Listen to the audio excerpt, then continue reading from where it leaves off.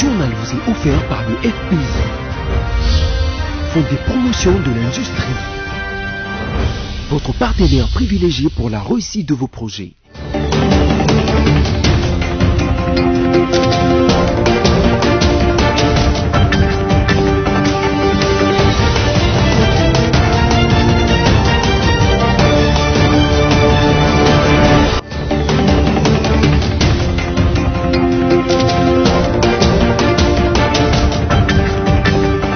Merci de choisir BSC Télévision pour vous informer. Mesdames et messieurs, bienvenue et voici le titre de ce journal. Le chef de l'État, Félix-Antoine Tshisekedi Tshilombo, s'est enfin fait vacciner contre la maladie à Covid-19. Il était accompagné de Denise Nyakeru Tshisekedi, la première dame, à la clinique présidentielle de la Cité de l'Union africaine. Les réactions fusent de partout sur l'assainissement du rond-point Kintambo Magasin. Une caméra de BSC Télévision était sur place pour vous recueillir les réactions. Incroyable mais vrai, les populations riveraines de la rivière Nempoko dans la province du Haut-Ouélé peuvent désormais traverser d'une rive à l'autre, ce grâce au bac disponibilisé par le gouverneur de cette entité. Mesdames et messieurs, bienvenue dans ce journal. Si vous nous retrouvez, le chef de l'État a lancé samedi dernier la cantine militaire au camp Colonel Tchachi en présence de hauts cadres militaires des forces armées de la République démocratique du Congo ainsi que de la police nationale congolaise. Près de 5000 tonnes de farine de maïs ici de la dernière récolte du service national sera vendue à bas prix, une promesse de plus que réalise Félix Tshisekedi. Le week-end du chef de l'État n'était pas de tout repos. Après le lancement samedi de la campagne de sensibilisation au civisme fiscal et à la bonne gestion des deniers publics, Félix-Antoine Tshisekedi Tshilombo, président de la République, accompagné de son épouse, la première dame Denise Nyakeru, ont procédé dimanche 12 septembre 2021 au camp Colonel Tchachi à Kinshasa au lancement de cantines militaires approvisionnées par des produits agricoles issus des récoltes du service national de la dernière saison. Plusieurs autorités, tant civiles que militaires, ont pris part à cette activité, notamment le commandant suprême de FRDC, celui de la police nationale congolaise, ainsi que celui du service national pour donner les go de ce vaste programme qui compte s'étendre dans tous les camps militaires du pays. D'après le service de communication présidentielle, ces denrées seront vendues à vil prix, soit à 18 000 francs congolais le sac de 25 kilos de farine de maïs. Disponible dans un premier temps dans les cas Colonel Tchachi, Badiadingi, Kabila, Lufungula et Seta pour la ville de Kinshasa, mais également les camps Est et Kimbembe pour la ville de Lubumbashi. Le service national est un service spécialisé rattaché à la présidence de la République. Il a été créé depuis octobre 1997 et c'est un organe paramilitaire d'éducation, d'encadrement et de mobilisation pour des actions civiques et patriotiques en vue de la reconstruction du pays. Le week-end mouvementé du chef de l'État, Félix-Antoine Tshisekedi Tshilombo, s'est clôturé à la clinique présidentielle de la Cité de l'Union africaine où le chef de l'État était accompagné de son épouse pour se faire vacciner contre la maladie à Covid-19. Regardez. Enfin, ils se sont fait vacciner à la clinique présidentielle de l'Union africaine le dimanche 12 septembre 2021. Le président Félix Tshisekedi, accompagné de son épouse, la première dame Denise Nyakeru, se sont présentés devant l'équipe du programme élargi des vaccinations affectées à ces centres hospitaliers.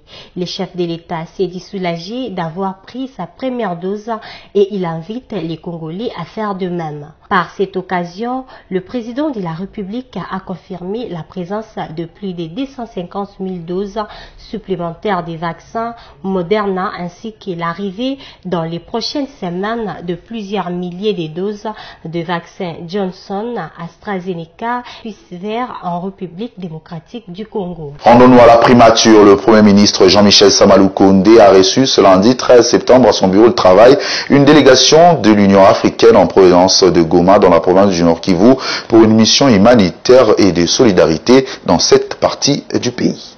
Nous avons une audience avec le Premier ministre, son Excellence le Premier ministre, où nous avons exprimé notre satisfaction de notre visite et le remerciement pour l'accueil chaleureux qui a été réservé à notre délégation depuis notre arrivée jusqu'à la fin de notre programme. C'est un programme vraiment un programme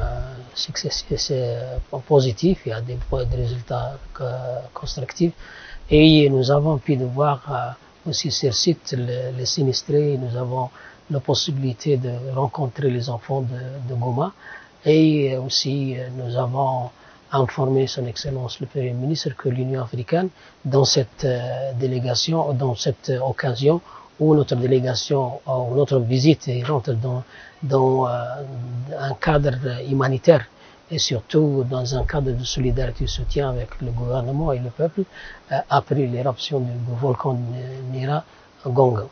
Et nous sommes satisfaits de notre visite. Merci beaucoup. Parlons finances dans ce journal. Après plusieurs grognes de la population congolaise, l'inspection générale des finances veut enfin voir clair concernant la gestion du registre des appareils mobiles, RAM en sigle, que gère le ministère des Postes, Télécommunications et Nouvelles Technologies, de l'Information et Communication Pétentique. Commentaire. Suite aux doléances des utilisateurs des téléphones portables, Jules Alinguete, inspecteur général de finances, vient à la rescousse de cette population en annonçant une mise d'audit sur la taxe RAM qui n'a aucun soubassement juridique et aucune preuve de paiement ou de traçabilité. Notez que le service RAM annonce un allègement des paiements mensuels qui intervient après plusieurs contestations dans l'opinion publique. D'ici la fin du mois, les frais passeront de 1,17 unités à 0,70 pour les téléphones du type 3G et 4G, ainsi que 0,17 à 0,10 pour les téléphones du type DG. Toujours l'affaire RAM, les ONG Fosvi et PMVS ont poursuivi le week-end dernier les consultations populaires de la campagne de sensibilisation sur la taxe RAM, ce programme du ministère de Pétentique qui se veut être le pilier du numérique congolais. La campagne de sensibilisation de la population sur la taxe RAM poursuit son bonhomme de chemin. Nous sommes à la commune de Limete, samedi 11 septembre 2021, précisément au quartier Mombélé, où les ONG font pour les soutiens aux victimes des injustices sociales, Fosvi en sigle, et les programmes multisectoriels de vulgarisation et de sensibilisation PMVS en sigle ont procédé à la sensibilisation des habitants de ces coins. Tout a commencé par les explications du coordonnateur des Fosvi, Maître Edmond Mouepou, à cette population si nombreuse venue pour l'écouter. Cette taxe gênait une forte indignation et frustration dans les chefs de la population congolaise, ainsi les coordonnateurs de PMVS, Ludovic Kalingaï, a dit combien les familles ont apprécié cette descente, pas seulement à Kinshasa, mais aussi en province. D'abord, 14 500 ménages ont été déjà visités depuis le premier jour. Aujourd'hui, nous sommes le 6e jour. Aujourd'hui, les coordinations nationales de Fosvi ainsi que du PMVS a ciblé le quartier Mombélé dans la commune de Limete. Pourquoi le quartier Mombélé? Parce que c'est un quartier qui a été délaissé. Nous étions plus étonnés de rencontrer des intellectuels qui ont eu à proposer des bonnes stratégies pour RAM, qui seront officialisées lors de notre rapport final. Nous le gardons toujours. Nous poursuivons nos consultations et nous remercions toute la population congolaise qui continue à nous faire confiance, à nous donner leurs avis, et nous sommes déterminés à créer cette interaction, comme on l'a toujours dit, entre les gouvernants et les gouvernés. Nous sommes dans les 24 communes de la République démocratique du Congo. Quand nous ne sommes pas sur terrain, il y a des points focaux qui font le même travail, mais nous nous disons que par semaine, qu'il y ait au moins des coordinations qui sont sur terrain aussi pour essayer encore de redonner de la valeur et d'attirer cette population à nous faire confiance. Comme je le dis, nous sommes dans 23 provinces et nous avons déjà des feedbacks. Au total, il y a déjà plus de 150 000 ménages sur toute l'étendue de la RDC qui sont saisis. Nous poursuivons notre travail de consultation. Nous allons réussir à persuader la population congolaise ainsi que les autorités, et nous allons installer cette interaction qui sera la vie de la population congolaise. Pour sa part, Maître Edmond Mouepou n'a pas manqué de mots au micro de votre rédaction. Nous l'avons dit plus d'une fois et nous ne cesserons pas de le répéter. Les injustices sociales constituent un fléau et sont à la base des instabilités de plusieurs États. Alors, voulant contribuer à l'épanouissement de notre pays, nous voudrions éradiquer cette injustice sociale. La résultante ou le fruit des rames n'est pas perceptible dans la vie de populations qui vivent dans des milieux pauvres. De Fosseville, de pouvoir faire le travail à la place du gouvernement.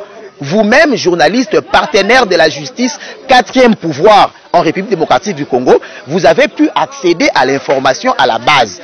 Et vous avez collecté les informations, vous avez pu obtenir les déclarations des différentes mamans, donc nous n'avons pas de commentaires. La population souffre. Le gouvernement doit tenir compte des desiderata de la population. Les ONG Fosseville et PMVS conjuguent les efforts pour la suppression de ces taxes qui n'a aucun soubassement juridique. Le meilleur reste à l'avenir. À l'enseignement primaire, secondaire et technique, le professeur Tony Mwaba, ministre des tutelles, a échangé ce lundi avec les encodeurs et les assistants du service de contrôle de paye et des enseignants, SECOPE en sigle. Au cours de cet entretien, le patron de l'éducation nationale les a invités à s'inscrire dans sa vision, celle de rompre avec les antivaleurs.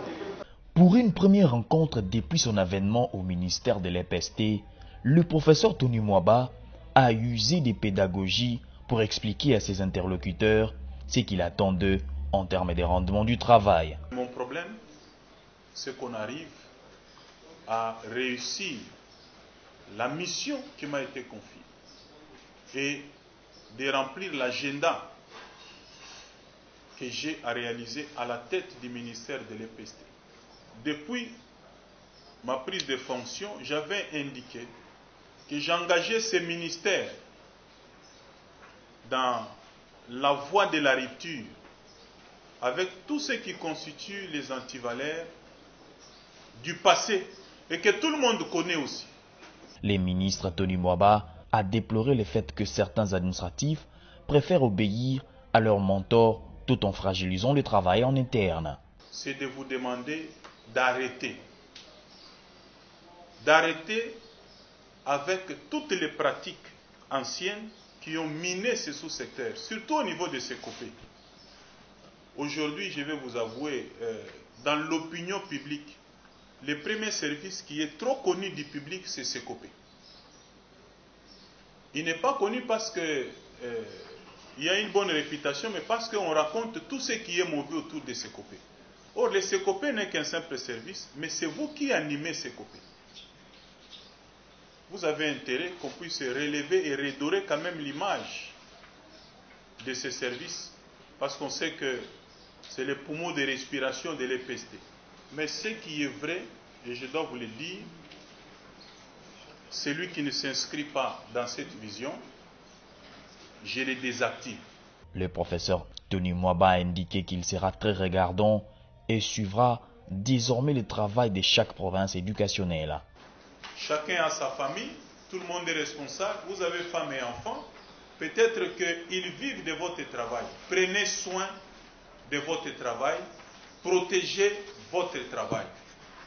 Évitez qu'on vous amène dans des histoires. C'est vrai que je ne durerai pas éternellement à la tête de ce ministère. Il semble que je suis le 35e, c'est-à-dire qu'il y aura un 36e. Même si j'ai 3 mois. Mais dans 3 mois, là, faites votre travail. Attendez la récréation après mon départ. Le ministre de l'EPST a rappelé à l'attention des encodeurs et des AS les dossiers de la désactivation des écoles faites dans la précipitation dans certaines provinces éducationnelles, notamment dans les provinces du Kwilu, Chopo, Sud-Ubangi, Kassa-Oriental, Équateur, Sankuru, Kwango et les Kasaï centrales, alors que la commission mise en place n'avait pas encore fini son travail. À la suite de cette situation qui a soulevé de vives réactions, les ministres a rappelé les uns et les autres à bien faire chacun son travail. Quittons la capitale pour la province du Haut-Ouélé. Incroyable mais vrai, je l'ai annoncé au sommaire, les populations riveraines de la rivière Nepoko dans cette province peuvent désormais traverser d'une rive à l'autre, ce grâce au bac disponibilisé par le gouverneur de cette province, Christophe Bassaena Nanga. Images et commentaires. Historique à tout point de vue, ce projet gouvernemental de tous les superlatifs dans l'histoire de la jeune province du Tuélé est sorti de ses entrailles. Juste après ce dernier essai de flottaison, Christophe Bastininonga prend position ici en vue de superviser l'embarquement délicat calculé au 1000 mètres près de cet engin de génie civil qui joue correctement sa partition. Sur la rivière Nepoko, c'est environ une centaine de tonnes qui flottent des deux rives de la rivière. C'est un public hébété qui assiste à cette scène quasi surréaliste digne de la science-fiction. Entouré de ses collaborateurs et des autorités coutumières, le géniteur du projet lui aussi n'en revient pas. Une fois accosté ici du côté du secteur Amembe, l'équipage est noyé par une population surexcitée assistant à cette séance d'écriture en lettres d'or d'une page importante de son histoire.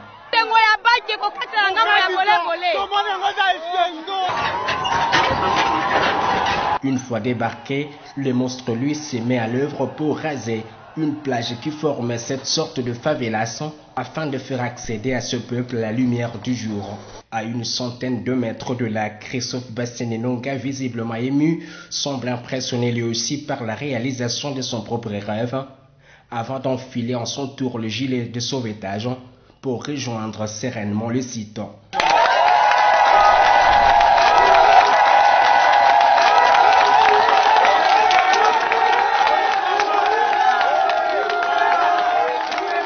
Bulldozer en personne pour certains, Moïse pour d'autres, Seben comme l'affectionne ce concitoyen, vient là de s'engouffrer dans le panthéon de l'histoire. Depuis Zama Salamokil, c'est pour la toute première fois Angers et Katsakoto.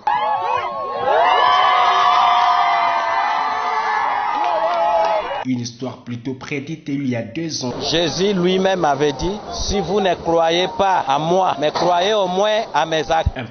2 jours durant, une cinquantaine de commandants d'unités et des magistrats militaires sont à l'école des luttes contre les violences sexuelles au sein des forces armées de la République démocratique du Congo. C'est le commissaire divisionnaire Alonga Boni Benjamin qui a lancé ce séminaire appuyé par le Bureau conjoint des Nations Unies aux droits de l'homme. Les auteurs de violences sexuelles, des droits de l'homme et du droit humanitaire international doivent être réprimés au sein des forces armées à cette période de l'état de siège. À Ituri, cheval de bataille du commandant suprême des forces armées, Félix Antoine Tshisekedi Tshilombo, dans le cadre de sa politique de tolérance zéro immédiate. Voilà ce qui justifie l'organisation d'un atelier de sensibilisation de 2 jours à l'intention des commandants d'unité et des magistrats militaires. Leitmotiv pour le secrétaire de la commission de lutte contre les violences sexuelles et commandant second du service de la communication et de l'information des forces armées, le colonel Batabombi Apanza Jean Daniel, de rappeler à l'assistance le bien fondé de cette formation. J'ai saisi par conséquent cette occasion pour rappeler à toutes et à tous que la politique de tolérance zéro contre tout comportement déviant reste démise au sein des forces armées, quel que soit le grade militaire revêtu par le présumé auteur de l'acte. Aujourd'hui, c'est une action de sensibilisation qui nous rassemble dans ce cadre de cette activité liée à la mise en œuvre de la campagne si haut évoquée. Le vice-gouverneur de l'Ituri, le commissaire divisionnaire Alonga Boni Benjamin, qui a présidé la cérémonie, a appelé les participants de capitaliser les acquis de cette formation dans leurs unités respectives. Dirais-je juste un rappel, car parler d'une formation, c'est un peu trop en globalisant, mais je préfère mieux faire un rappel des notions que nous connaissons déjà, étant donné que les violences sexuelles, la répression des violences sexuelles sont contenues dans l'arsenal juridique de notre droit que nous appliquons aujourd'hui. Notons que cette formation sera sanctionnée par un acte d'engagement et d'honneur de respecter et d'appliquer les mesures de prévention et de répression des violences sexuelles au sein de l'armée. Revenons à Kinshasa pour parler urbanisme. Les réactions fussent de partout sur l'assainissement du rond-point Magasin dans la commune de Kintambo. Les reporters de BSC Télévision s'y étaient rendus pour vous recueillir les avis de la population riveraine. Les ronds-points magasins présentent une nouvelle image. C'est suite aux démolitions des maisons commerciaux, des terrasses, des bars et aussi les réaménagements des arrêts de bus et des motos intervenus les week-ends. Cette décision de l'autorité urbaine a fait couler les larmes de certaines personnes trouvées sur les lieux. Ils s'expriment au micro de BC Télévision. Hier, dans la matinée, nous avons vu les engins de l'hôtel de ville venir démolir. Mais il y a 3 jours passés, le général Silvano Kasongo et le gouverneur Jandini Ngobila nous avaient dit qu'ils viendront pour démolir. Mais ils l'ont fait sans nous dire le pourquoi. Nous avons un contrat avec l'ONATRA. Regardons comment nous avons perdu nos biens maintenant. Nous venons du confinement, pas même 2 mois ou 3 mois, et puis à la veille de la rentrée scolaire. Est-ce que le chef de l'État est informé de tout ça? Bien. Les images, dans la population, ils aboyent. Tout n'a pas confinement, subitement. Même pas 1 mois, même pas 2 mois, à la veille, il y a rentrée scolaire. Il y a des milliers de batouba na bavanda Dakar ba lesa ka batou ba sala ka boy ba sala boy. Est-ce que na habité fachi ayoka kabiloko to mona kapete. Mbappé c'est bien sûr normal mais le parking est bon mais c'est très sale. Nous ne comprenons rien de tout ça. Que le gouverneur nous aide pour avoir les clients. C'est un peu difficile pour nous actuellement parce que nos clients ne savent pas où nous localiser. Bafoulou, faut pas bongisa la biso to la l'aise quand même. Ngobila, il faut bongisa la biso sika oyo. Ya bengani batu na kati ya rai batu babimi. Biso to zongi na kati ya. Il faut bongisa la biso pour to la l'aise. To quand même batu. To ko na place à foulou boyete. Pour to ba client eza passe. Et comme ba client faut bote mo mantolé ndeni sikola micho. Ba bengani ba client eza basi ba mesana ki kuna. Faut ba cha ordre mo la kati ya batu ko ta la kati. Nzela pesa la be muto ko mota mo la songe be misapi. Les autres, par contre, trouvent cette décision très bénéfique pour la population des Séquois et demandent aux autorités de faire certains travaux aux nouveaux endroits choisis pour les stationnements des bus et mototaxis. L'idée du gouverneur est bonne, mais il y a trop de saleté dans ce coin. Il doit également aider ces femmes à avoir un endroit pour vendre leurs articles, parce que ici était l'endroit où ils se débrouillaient pour leur famille. C'est peine à au gouverneur de la ville à Sali. Nous sommes très ravis de cette initiative du gouvernement parce que trop c'était trop. Le rail ne devait pas être comme ça. C'est beaucoup plus les personnes qui consomment la drogue bombée qui doivent nettoyer cet endroit.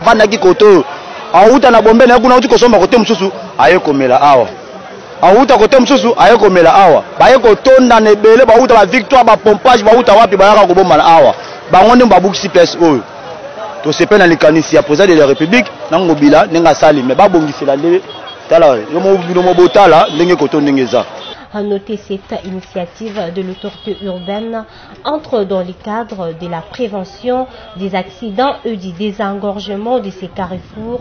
Il est donc important qu'un suivi permanent soit assuré pour ne pas revenir dans nos anciennes habitudes. En culture, on parle au festival de musique urbaine d'Anou Mabo. Le Sénégal était à l'honneur de la 13e édition de ce grand rendez-vous de la musique à l'image de son exposition des objets d'art sénégalais. Images et commentaires de nos envoyés spéciaux depuis Abidjan. Le Sénégal a l'honneur à la 13e édition du Festival de musique urbaine d'Anou Mabo, un motif de satisfaction pour le Sénégalais sur place à Abidjan qui se disent honorés par le Magic System en particulier et la Côte d'Ivoire en général pour cette rencontre culturelle qui réunit de milliers de spectateurs. Ils ont érigé leur stand à l'Institut national de la jeunesse et des sports à l'intérieur des expositions culturelles, notamment des différents objets d'art et des tenues vestimentaires qui mettent en valeur le savoir-faire du pays de la Teranga. Moi je dis félicitations et bravo. Ce sont des initiatives qu'il faudrait renouveler davantage parce que ça permet au peuple un brassage, le véritable brassage, c'est ça qui le permet en fait. de regrouper des gens d'horizons différents, qui échangent, on mange, on dort ensemble, on se lève ensemble. Vraiment, moi, je trouve que c'est bien. Ce sont des initiatives à renouveler encore. C'est déjà un très grand honneur. Hein. Donc, la Côte d'Ivoire est un pays ami déjà. Donc, bien avant ce festival. Mais être invité, c'est déjà un honneur. Oui.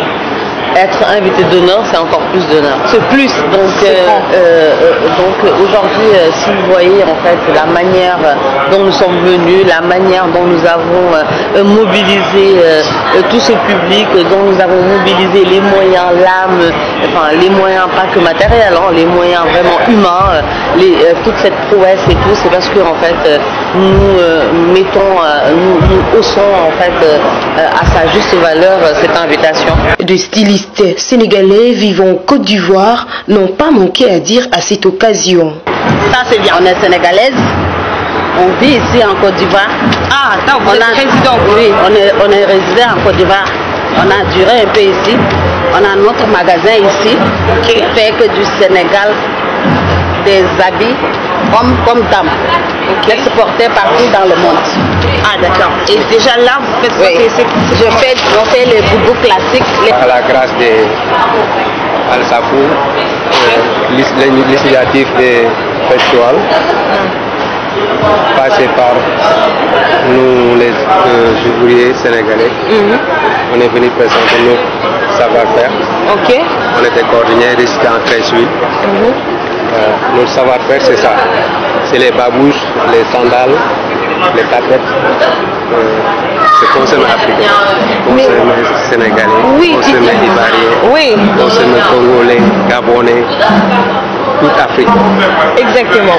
Mais Sénégal-Côte d'Ivoire, l'objectif étant de renforcer les liens entre les deux pays, frères et sœurs d'une même mère, Afrique. Restons toujours en Côte d'Ivoire, ouvert depuis mercredi 8 septembre. La 13e édition du FEMUA s'est clôturée dimanche 12 septembre au Grand Bassam, une station balnéaire à 1 heure d'Abidjan. Toujours Stella Achema et Orly Kiaz. Le FEMUA 13 a fermé ses portes à Grand Bassam, une station balnéaire à 1 heure d'Abidjan, dimanche 12 septembre 2021. Quatrième et dernière étape de cette rencontre culturelle avec en prestation au stade municipal des grandes stars, notamment VG Dream, Daphné et tant d'autres. Il est important de noter que ces grands festivals des renommées internationales avaient pour thème cette année Alliance Afrique-Europe, paix et développement. Une grande réussite. Et c'est là malgré la crise sanitaire que traverse ce pays due au coronavirus. La culture est un atout et non un obstacle.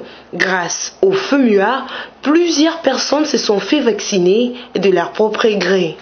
Rappelons que le festival de musique urbaine d'Anomabo, FEMUA, a été initié en 2008 par Traoré Salif dit Assalfo, leader du groupe Magic System.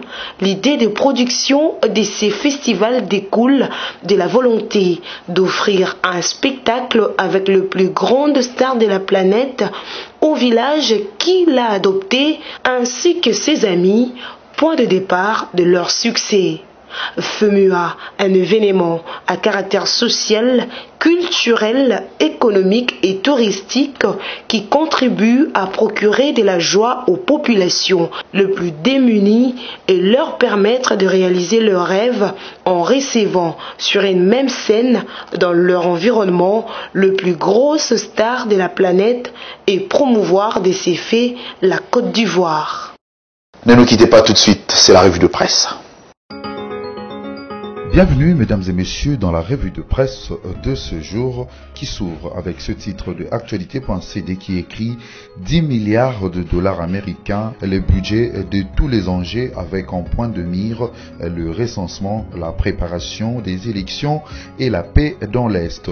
Le gouvernement a adopté vendredi l'avant-projet de la loi des finances pour l'exercice 2022 avec un budget d'environ 10 milliards de dollars américains. Ces chiffres représentent un taux d'accroissement de 41,5% par rapport au budget de l'exercice 2021. Le gouvernement se veut ambitieux. Il laisse faire surfer sur les bonus résultats de régie financière enregistrés depuis le début de l'année. Il mise aussi sur l'amélioration de la gouvernance financière. Plusieurs suggestions ont été faites par le ministre du Budget pour atteindre ce 10 milliards de dollars américains. 7 sur 7 de son côté renseigne que le RAM réduit les frais mensuels. Le registre des appareils mobiles, le RAM en sigle, qui se veut le pilier du développement numérique en République démocratique du Congo à travers ses différents projets dans le secteur d'éducation en partenariat avec plusieurs entrepreneurs locaux, continue d'améliorer ses services en répondant positivement aux exigences de la population congolaise. Au-delà de 112 sites Wi-Fi gratuits à déployer dans toute la République démocratique du Congo d'ici 2021, le registre des appareils mobiles vient de prendre une décision salutaire. Il s'agit de l'allègement des frais de paiement mensuel de certification des appareils mobiles d'ici la fin de ce mois de septembre. Ces frais passeront de 117 unités à 70 unités pour les téléphones du type 3G et 4G, ainsi que 0,17 unités à 0,10 unités pour les téléphones type 2G. Ce n'est pas tout, le cycle de paiement annuel passera de 6 à 10 mois. Deskco.com pour terminer, placé sous les signes de la rigueur et l'excellence, la rentrée scolaire 2021-2022 fixée au 4 octobre. La pandémie à coronavirus qui affecte la planète depuis bientôt 2 ans a conduit au réaménagement du calendrier scolaire 2021-2022. Le gouvernement réuni en conseil des ministres du vendredi 10 septembre, tenant compte de 220 jours d'enseignement, a fixé la rentrée scolaire au lundi 4 octobre 2021 et la clôture au mardi 19 juillet 2022. Pour le ministre de l'enseignement primaire, secondaire et technique Tony Mwaba, cette année scolaire 2021-2022 sera placée sous les signes de la rigueur et de l'excellence. À cet effet, certaines actions sont projetées, à savoir la consolidation et la pérennisation de la gratuité de l'enseignement primaire dans les écoles publiques, le redressement de sous-secteurs de l'enseignement primaire, secondaire et technique, à travers le mécanisme de lutte contre les antivaleurs qui minent le système éducatif, la formation permanente et améliorée des inspecteurs, enseignants et gestionnaires pour le meilleur exercice de leurs fonctions, l'assainissement de l'environnement scolaire en vue de promouvoir la qualité des enseignants. Voilà tout pour ce soir, mesdames et messieurs. Au revoir.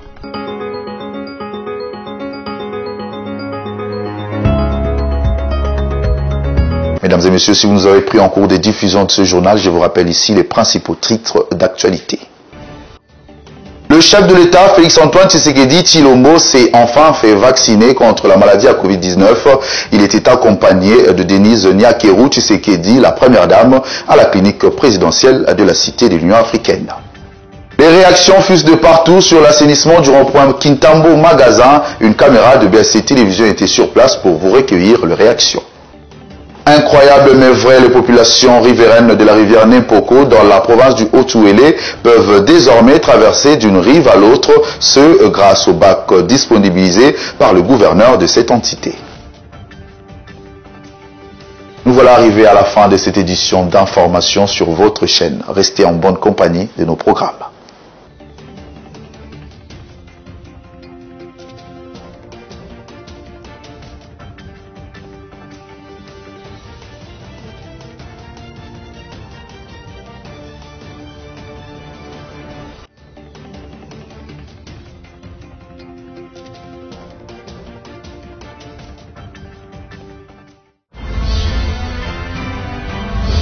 Ce journal vous a été offert par le FPI, Fonds des promotions de l'industrie, votre partenaire privilégié pour la réussite de vos projets.